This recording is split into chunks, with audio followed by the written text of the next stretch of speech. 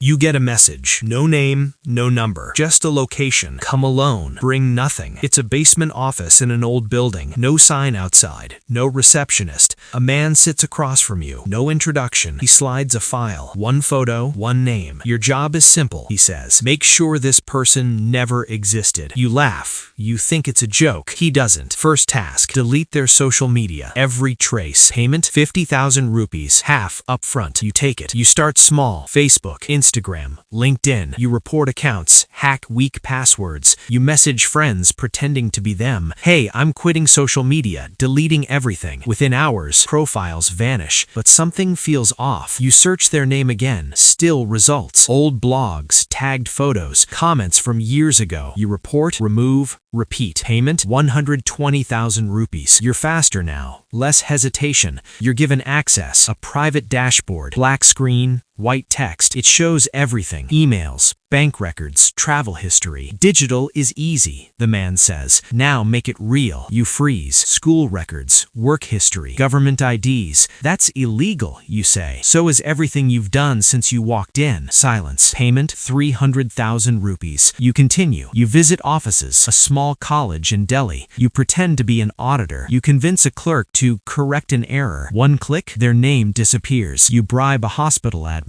Medical records gone. You watch a life slowly erase. It's disturbing, but also powerful. Payment 650,000 rupees. Now people notice. A woman calls you. You accessed my brother's records. Who are you? You hang up. That night, someone follows you. Black car. No plates. You report it. Reply comes instantly. Expected. Ignore it. New task. Remove physical traces. You understand. Letters, photos, documents. You break into an apartment. You burn everything. The smell stays on your clothes. Payment 1.2 million rupees. You get curious. Who is this person? Why erase them completely? You search deeper. Hidden files, encrypted notes. You find something. A news article draft. Never published. Insider leak exposes high-level corruption. You stop breathing. This person knew something. You message the man. No response. Instead, a new instruction appears. Stop asking questions. Payment 2 million rupees. You're no longer just erasing.